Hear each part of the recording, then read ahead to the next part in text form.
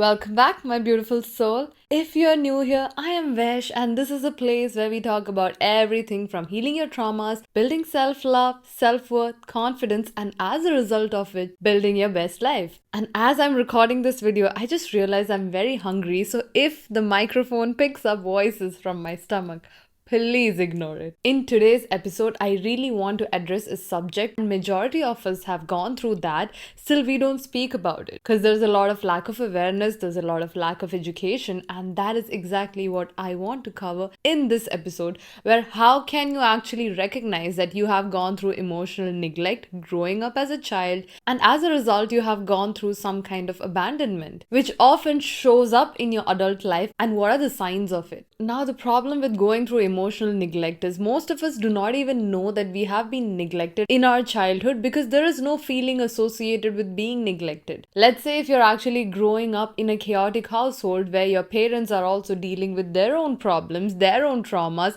as a result of which they do not know how to show up for you, give you the comfort, give you the validation, give you the love that you truly seek, and you don't get that kind of emotional reassurance that you truly need, that is when you go through emotional neglect. But if you're growing up in a place where you have never even known what does receiving love feel like, how would you even know that you were neglected in the first place? When you have never received emotional validation growing up as a child, how would you even know that there is a scenario that exists where love is available to you growing up? We don't know what we never had if we never had it in the first place. If that was our normal growing up, especially in my case, the first time I started noticing it is when I actually saw my friends and how their parents were with my friends. Now, I have a great relationship with my parents at the moment. I had to educate them a lot about what went wrong, but I'm not going to blame my parents for what happened to me. They had their own share of traumas, which was passed on to them by their parents, and they had a lack of education. There was a lack of awareness because of which they did not even know how to do it. After all, even they are being parents for the very first time too. But things happened the way it happened, and I'm not going to blame them. Instead, I take responsibility of my healing,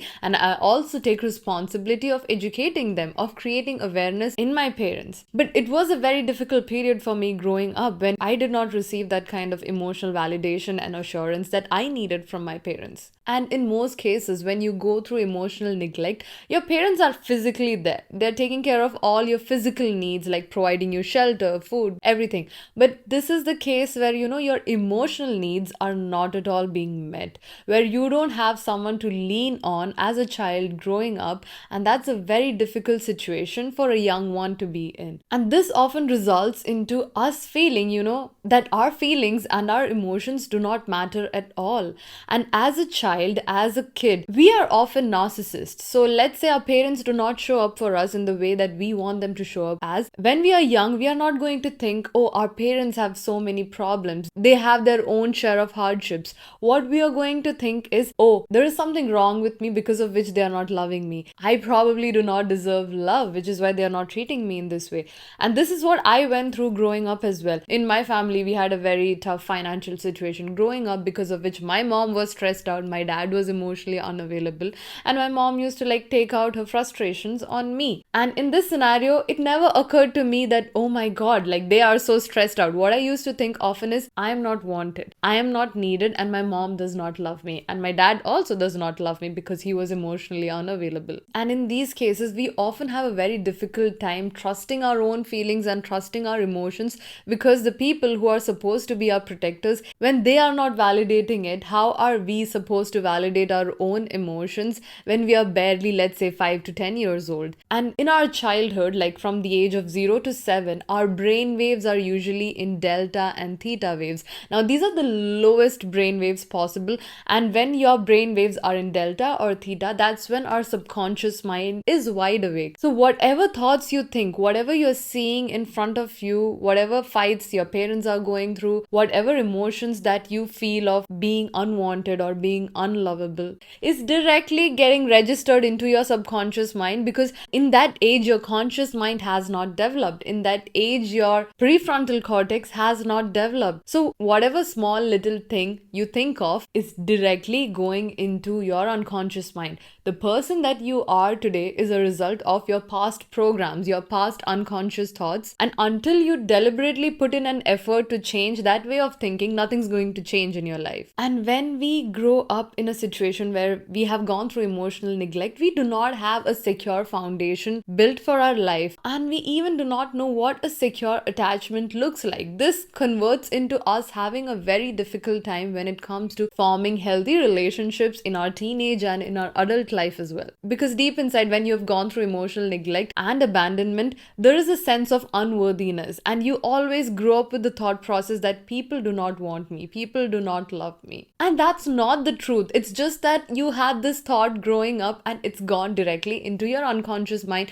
because of which whatever happens in your life right now is a result of that. When we do not have anyone validating our emotions, we often struggle to understand our own feelings, and we often struggle to understand our own value in the world. Because of which we internalize the feeling that there is something innately wrong within us, and it's very hard for us to become conscious of our unconscious thoughts. And going forward, what I want you to do is, whenever this thought pops up that, someone might leave me or people do not care about my feelings, catch yourself in the moment and ask yourself, is this the ultimate truth? When did I learn that, my feelings do not matter? When did I learn that, my emotions do not matter? And in most cases, you would be able to link this back to your early years. And because I never had that kind of healthy love or an example of what a healthy attachment looks like, I often went through phases of being in bad relationships, always choosing up wrong men, because unconsciously I was looking for my parents in other people. And this is exactly what happens. Because I had to struggle and win their approval in many ways growing up,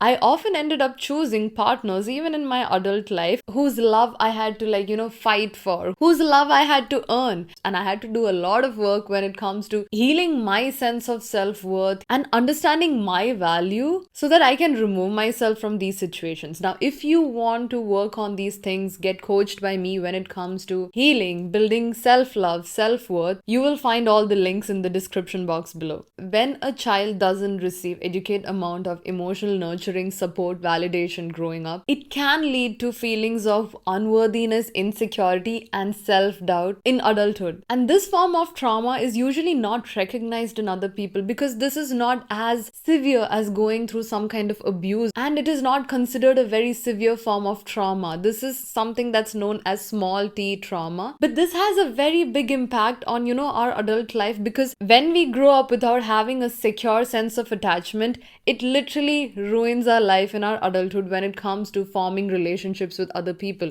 And let's be honest, relationship is a big part of our life. We cannot be alone our entire life. Humans cannot survive just by themselves. Connection and attachment is a basic need for human survival. And when that basic need is not being met because we are confused in our brains and we don't know how to choose the right partner for us, we often end up suffering. So before we try to blame other people, before we try to understand, they are the ones who are not showing up in the right way, let's look within and let's understand what we went through growing up, and let's work on our own sense of worth. If you don't see your own value, how do you expect other people to see your value? If you don't understand how you should be treated in your life, how do you expect other people to treat you in the correct way? One of the two ways you can detect that you have gone through emotional neglect is when you have become hyper independent. Because I felt unloved, because I felt like I was not wanted, I started building my sense of worth through achievements, through my studies, through my academics, and making money. And this was done in an attempt to prove to myself that, hey, I am worth something. Maybe my parents could not give me love, because of which I felt unworthy in this world. But if I could rewrite that with my achievements, and if I could prove it to the world outside that, hey, I am worth something, maybe I would actually be worth something. This was the thought process that went into my head. As a result of which, I became so hyper independent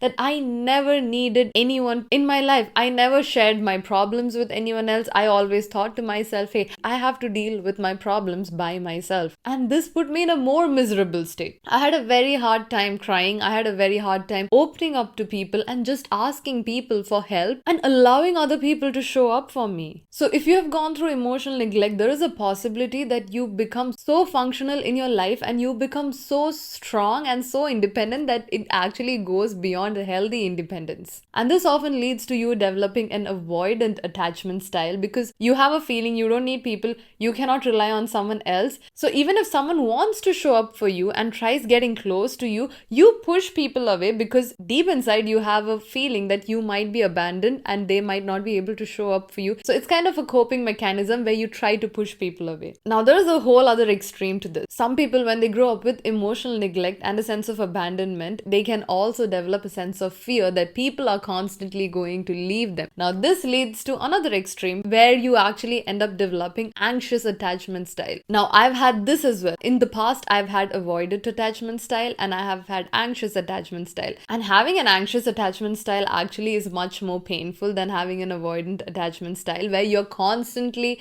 struggling and trying to fight and win someone else's approval. You're constantly spiraling, you're constantly overthinking, you're constantly having that feeling that this person might end up leaving you any day and that's going to destroy you. And that's much more painful than having an avoidant attachment style, because when you have an avoidant attachment style, you can survive by yourself. But when you have an anxious attachment style and the other person does not show up for you in the way you expect them to show up for you, it cripples you. Which is why it's so important for people to actually identify what is their attachment style and work on that attachment style so that they can go from either being avoidant or anxious to a secure attachment style. Some of the other signs that you have grown up with emotional neglect and abandonment is, first, you are a people pleaser. You have a hard time setting boundaries and saying no to other people because you're constantly trying to please other people. Your needs actually end up taking a backseat. You always end up prioritizing someone else. Also because unconsciously you have that fear that if you put your needs before, that person might end up abandoning you. Another sign is you often have that sense of what other people are thinking of you and you are always stressed about other people's opinion of you. You're constantly in that loop of thinking, what do they think of me? Do they like me? Because in a way you are actually trying to seek validation from people outside of you because you are not confident in who you are as a person. And that often results from a lack of self-esteem, because if you truly knew your value, if you truly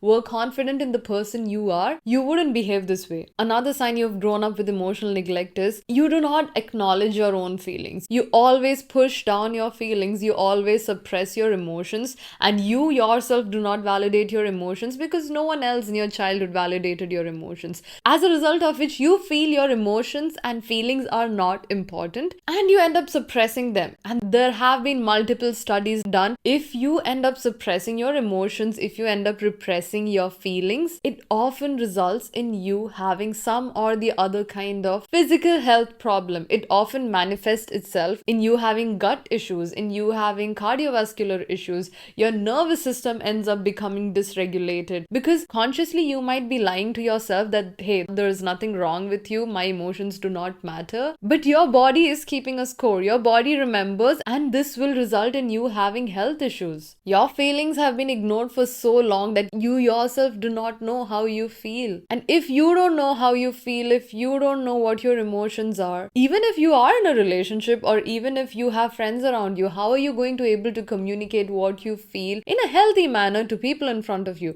And over a period of time, when your emotional needs are not being met, as an adult, you end up developing resentment towards them, even though it's probably not their fault. And it's often because you do not know how to communicate your feelings and emotions in a healthy manner. And this can be worked upon. You can heal this. The first step of this is literally sitting with yourself when you're feeling bad, when you're feeling anxious, when you're feeling angry, and just telling yourself it's okay to feel this way. Your emotions matter, your feelings matter, and learn to soothe yourself. You literally can give yourself a hug in this situation. You can sit with yourself and validate your own emotions. The process of healing always starts with you recognizing your feelings, you acknowledging the pain that you have gone through.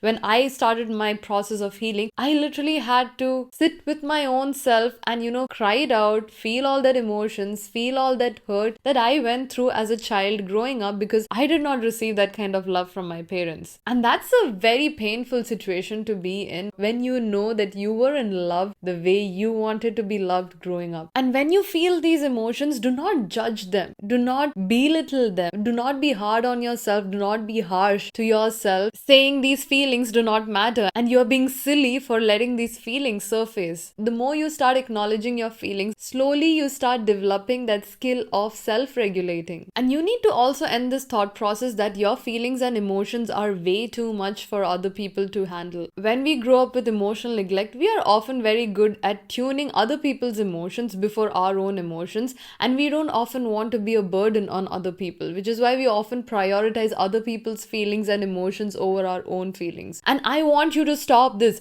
No one comes before you. You are the most important person in your reality, and you need to keep telling this to yourself. You literally have to end up breaking those old thought patterns and go in the opposite direction. And probably you will be too much for other people. Some people might find you too loud, some people might find you too needy. So be it. If you cannot be authentic to who you are, you will always end up attracting people who are not good for you. Authenticity is literally the highest vibration that's there. It's more powerful than love. When you are authentic to yourself, when you truly accept yourself for who you are, you will end up attracting other people in your life who appreciate you the way you are as well. When you start putting your needs before other people's needs, that's when you start prioritizing your self-care. Self-care is so important when it comes to healing emotional neglect, because that's your time. That's when you validate yourself. That's when you take care of yourself, and that's when you are there to soothe yourself. Now, self-care doesn't mean, just, going for a massage, going for a spa, whatever. Self-care is also literally just taking time out for yourself and, sitting with yourself, doing meditations, journaling, or even doing affirmations as well. For me, one of the best self-care practice that I do is meditation. Meditation has truly helped me when it comes to regulating my emotions, feeling my feelings, feeling my emotions, and also changing my subconscious thought process. When you are sitting in a meditation and you're feeling your emotions, there is a change that happens in you. When you finally acknowledge that hurt, that pain, that anger, something magical happens, and those emotions actually disintegrate into nothingness. And it's that easy for all these hard emotions to pass away if you just know how to acknowledge them. And also have a non-negotiable self-care routine. No matter how close a friend of mine is, or no matter if I am in a relationship with someone else, I am never going to compromise on my self-care. I have some non-negotiables in my routine, which is like meditating, going to the gym. These are the times I'm not going to compromise on for anyone else. And this gives you a very strong foundation to ground yourself and put your needs before someone else's needs. When I prioritize my self-care, my tank is full. I can show up as my best version even for other people as well. And this is how I end up often attracting genuine connections in my life right now. And the last thing I really want to tell you is accept help and support from people who have already earned your trust. It's okay to reach out to someone else when you're struggling. It's okay to reach out to someone else and ask them for their help. We as humans, we are not conditioned to survive through shit by ourselves. Okay, if you have done that in the past, I am proud of you. You are very strong, but you cannot keep doing this your entire life. We need other people, and that's a very basic human need for survival. So please take this as a sign, and if you are feeling overwhelmed with any emotion, reach out to someone who you trust and have a conversation with them today. You are never too much. And you need to understand that. You need to tell yourself that your emotions and your feelings matter. And I hope you enjoyed this episode, and I'll see you in the next one.